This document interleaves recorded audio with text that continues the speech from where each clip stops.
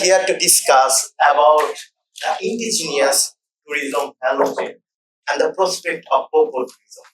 It means tourism, they generate revenue, income within the chain.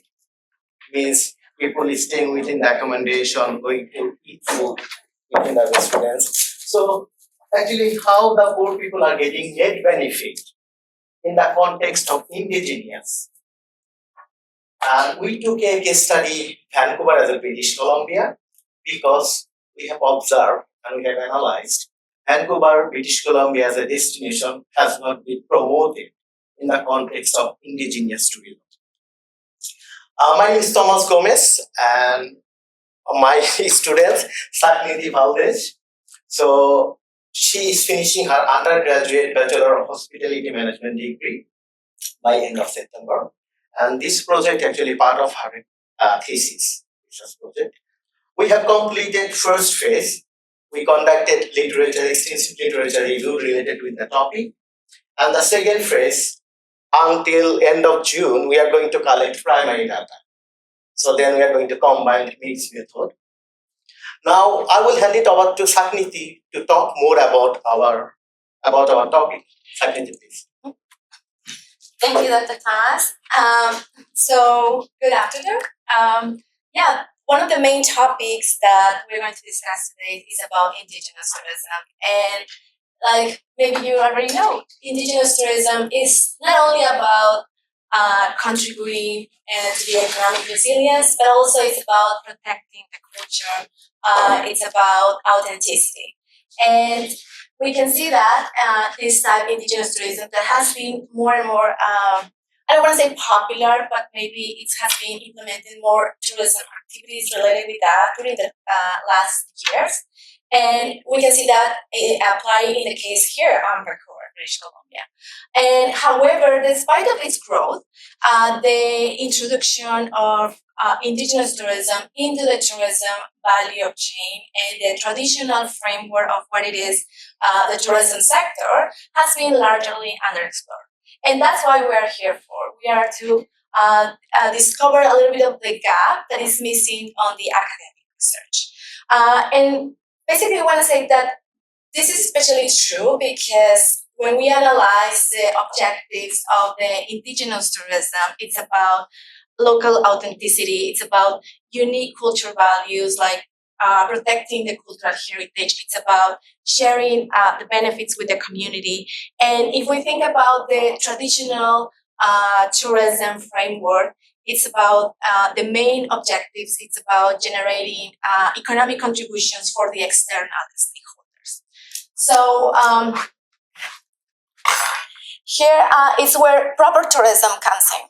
Proper tourism it's an approach, but we also we're viewing proper tourism like a strategy because proper tourism it seeks to increase the net benefits of tourism for the poor and ensure that tourism growth contributes to the poverty reduction.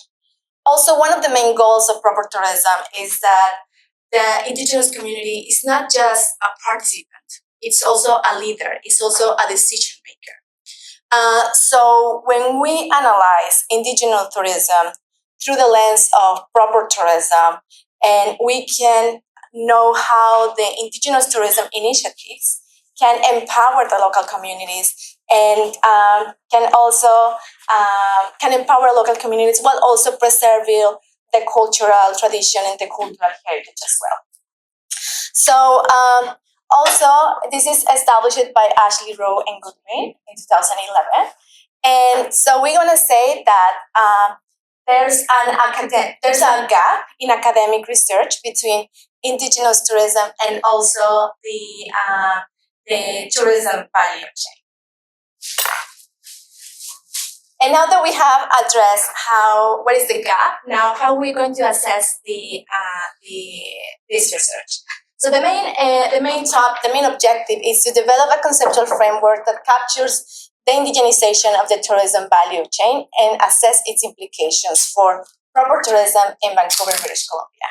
So basically, we are going to understand what whereas the indigenous communities can reshape the tourism industry in a way that they aligns to their needs, to their objectives. And we established 2 research questions. The first one is about how indigenous tourism can be a vehicle to empower the local communities and also to contribute economically and to the self-sufficiency of the indigenous groups. And the second research question is about how indigenous tourism value of chain, it can be also support the goals of proper tourism. So the territory review, we have analyzed different topics, but basically for the purpose of this research, we have utilized 3 main insights. The first one is from Gomez, which explores how the tourism value chain and the proper tourism. And the main insight from the author is about the empowerment and also how ownership can also uplift the impoverished communities. Then we have the other publication from Ashley and Mitchell. Basically, the main insight is about how inclusive tourism planning, it's something that it must be developed, and also like talks about the equitable partnership between indigenous groups and external stakeholders. And the last one is Thomas 2013, that through a systematic analysis of the tourism impacts, the author demonstrates how powerful is the value chain, and to analyze the impacts of the map, analyze the impacts of the tourism, and how the tourism value chain is a powerful tool to map out those impacts. So we have the methodology. The methodology is a qualitative approach and to develop a conceptual framework. And basically, it's on the indigenous tourism value chain and the relationship with the proper tourism in Vancouver, British Columbia.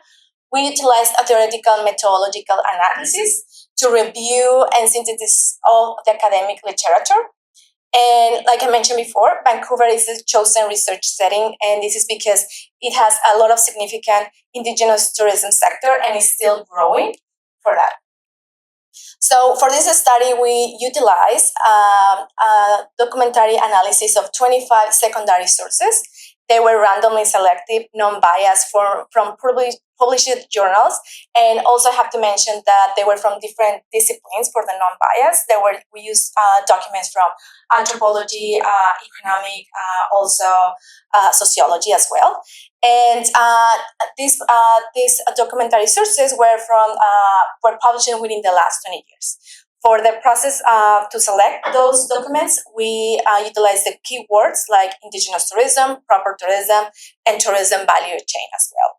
And after that, we analyze those sources using a thematic analysis, where we identify those key concepts, those similarities, those approaches that we're able to use to create our conceptual framework. So we found out 4 main dimensions for the results.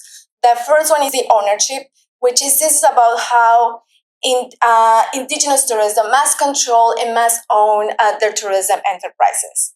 The second one is economic empowerment and sustainability, where it's about the revenue distribution, how it should be equitable, and also that is going to impact for the long-term resilience within indigenous communities.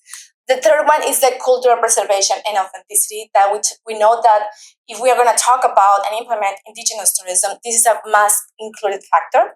And then the proper tourism principles that you will see in a little bit, how these principles are woven throughout the entire framework. So basically, this is our contribution to the knowledge.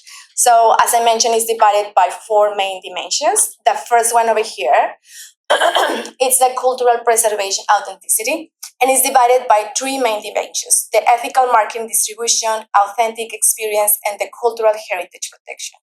The first one over here, this one is about how the tourism products that are related with indigenous tourism should be marketed and should be distributed in a fair way, and also that they are close to its roots.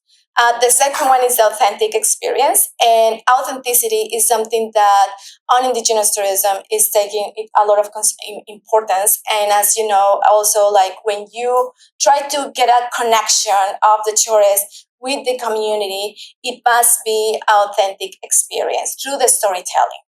And then we have the cultural heritage protection as well. For the second dimension, it's conformed by the revenue distribution and community investment, which is about that it should be the revenue, it should be distributed equitable, and also the revenue should be reinvested within the community. Then we have equitable partnerships and collaboration. There should be equal collaborations at the same level where everyone is able to actively participate in making the decisions. And then the third one, the ownership, which is this very important component for the conceptual framework, because it is about how, especially this one, Indigenous-led tourism enterprises, how Indigenous groups, they must own their enterprises. And this one is that exists opportunities, employment opportunities within the tourism sector for Indigenous groups. So we can see that how all of these are linked, which is the thing that's the most important contribution, the linkages that we found through the proper tourism strategy. So we can see how economic empowerment and sustainability must be linked to the sustainable livelihood. Because in order that there is equitable revenue distribution, we must ensure that there will be long-term resilience as well. How the Indigenous-led tourism enterprises and that the Indigenous groups own their enterprises, that make them feel that they have some community empowerment, that they have a seat on the table, that they can make decisions as well. At the same thing with equitable partnerships and collaborations, how they are linked with the community empowerment. And also, it cannot exist empowerment without the cultural heritage protection. So basically, also, we found out the ownership with the policy advocacy, which is another important factor, and equitable partnerships and collaboration that with economic inclusion, which is about taking into consideration all of the different groups that conform the Indigenous communities. So I'm going to skip a little bit that because we're almost running out of time. But basically with this research, what we wanted to show is this a conceptual framework of how the indigenization of the tourism value chain can be measured and can be related and linkage with the proper tourism concepts. main dimensions were established like local ownership, equitable partnerships, policy advocacy, and those are key to achieve the proper tourism goals. It's important to mention that this is an ongoing research. So for the future research, we are thinking also to apply a quantitative focus for the future research in terms of maybe measure the household income for the different families, maybe how quantified about the woman-led tourism enterprises, and also the role of the tourism operators or tourism intermediaries in the tourism value chain as well. And that's it for me today. Thank you very much. Any questions that you have? I think we're running out of time, but maybe. You have about 8 minutes. Yes. So you partnered with the Indigenous Tourism BC? We are. I do attend many activities with them. So I met with the chief actually. So yeah. I know tourism for Indigenous populations is a very interesting topic, and in fact, there is some funding available for community restarts for communities such as Lytton that need to rebuild. This would be a perfect opportunity to build and to support them in building an Indigenous-led. Yeah. Okay, that's good enough. Thank you. Sorry, thank you. We're going to explore that avenue. So yeah, it can be helpful for our primary data collection. Yes. Thank you. Thank you for the suggestion. Oh, please, yeah. I think This is a very timely as well as authentic research, I would say, because this kind of strikes a chord with me. I come from India, and I've seen the indigenous community struggling with, collaborating with the government for such kind of tourism. So when I was looking at the diagram, can you go back to that diagram? That was making so much sense as to why such kind of tourism might fail or might succeed in certain environments. One of the reasons it's not succeeding back in India for my indigenous communities is because they lack the capacity of collaboration. In order to collaborate with the government, you need the basic knowledge, that ground knowledge, to kind of collaborate in some capacity. Or else the power dynamics kind of upsets and people take an advantage of that. So I'm wondering if you are kind of focusing on assessing whether indigenous communities you are going to assess or survey are ready for collaboration, like you're going to use some parameters to assess that? Yes, very interesting. You just asked this question. Before lunch, we had an opportunity to attend another, session. They were presenting a paper about indigenous and the worldview, psychological aspects. So yes, we had a big discussion. And some cases we have faced challenge. Indigenous community may not open, or they may not disclose some sort of sensitive information. So the suggestion actually came from the group. So we need to start building the trust. And in order to building the trust, it may take time. So what we can do, we can just narrow down our sample size. We can just take our like a known community, or where do I live, or where do you live. We can choose that community as a kind of starting process.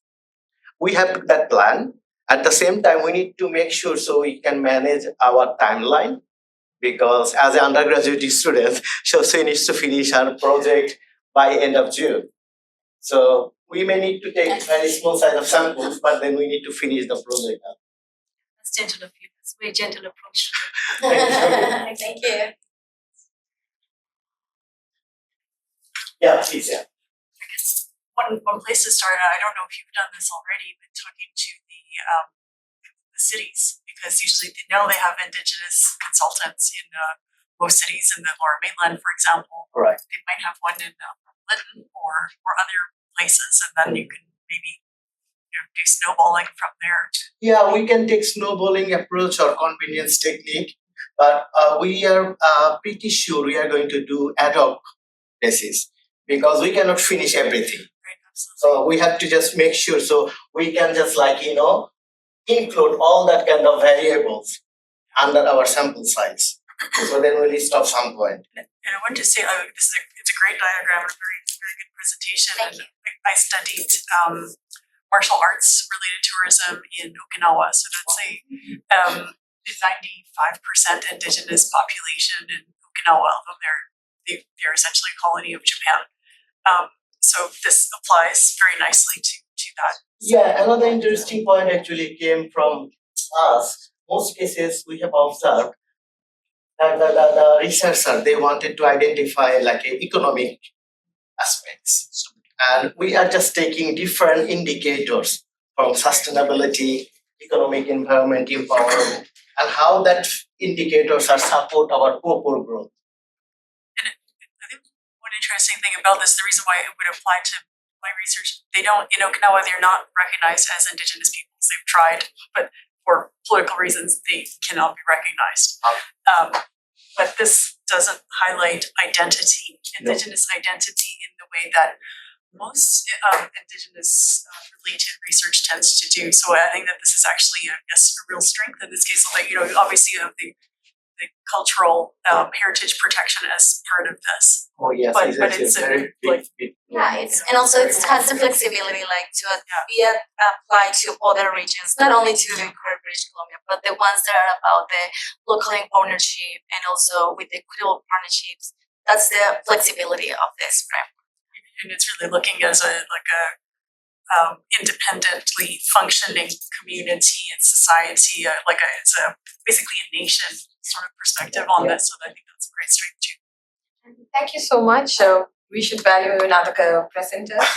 So I think we have much less time. If you have any questions, you can just go to the networking event later on. and continue the questions. Thank you. Thank you. Thank you.